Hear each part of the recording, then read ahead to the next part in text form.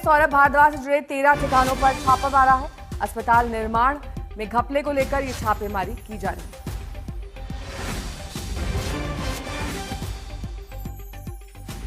अस्पताल निर्माण घोटाले में मुख्य आरोपी सौरभ भारद्वाज के घर पर आज सुबह से ईडी की रेड जारी है।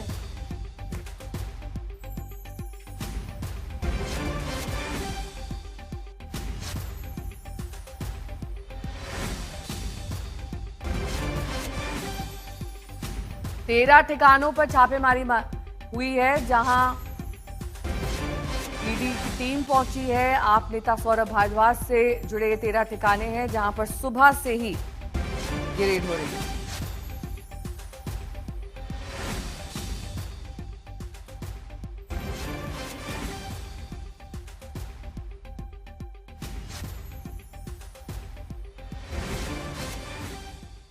मुनीश पांडे मेरे सहयोगी जुड़ गए हैं तमाम जानकारी के साथ। मुनीश, आप एक बार समझाएंगे कौन सा मामला है जिससे जुड़ी ये रेड इस वक्त चल रही है? जी देखिए, ईडी के जो अधिकारी हैं उनसे मिली जानकारी के मुताबिक 13 ऐसे ठिकाने हैं दिल्ली में जहां पर छापेमारी चल रही है, जिसमें कि सौरभ भारद्वाज का भी घर है। और इंटरेस्टिंग बात यह है कि ये पहली बार ऐसा है कि किसी मामले में आम आदमी पार्टी के नेता सौरभ भारद्वाज के यहाँ पर छापेमारी की जा रही है। जो जानकारी हमें मिली है उसके मुताबिक ईडी ने इस पूरे मामले में एक केस दर्ज किया हुआ है। सबसे पहले एंटी करप्शन ब्यूरो जो दिल्ली की है उसने केस दर्ज किया हुआ था। और जो मामला है, दरअसल 2018-19 में 24 अस्पताल थे दिल्ली में जिनको बनाने का एक कॉन्ट्रैक्ट पास किया गया था, एक योजना पास की गई थी।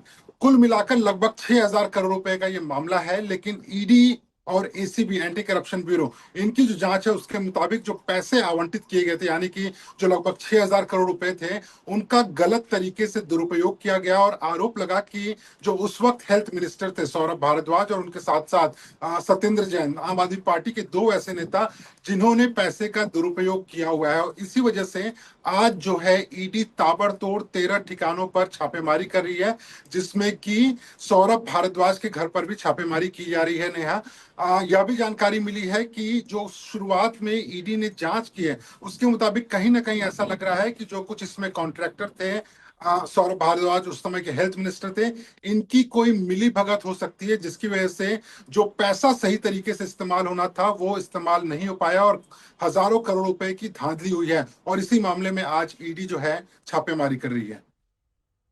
इसके अलावा ये सभी 13 ठिकाने सौरभ भारद्वाज से जुड़े हुए हैं, क्योंकि आवास तो हो नहीं सकता 13 जगहों पर। कौन कौन सी ये जगह है? सौरभ भारद्वाज के घर के अलावा कई ऐसे कॉन्ट्रैक्टर थे, कई ऐसे उस वक्त सरकार में काम करने वाले लोग थे जिनके घरों और उनके दफ्तरों पर छापेमारी चल रही है।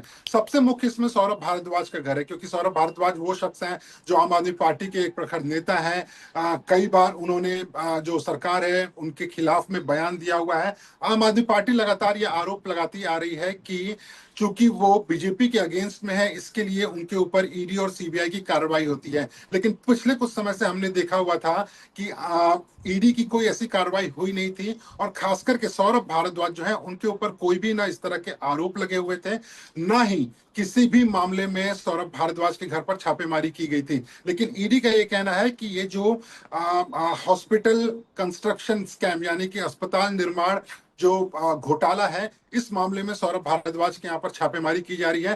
2018-19 जिस वक्त ये घोटाला हुआ था उस वक्त सौरभ भारद्वाज ही दिल्ली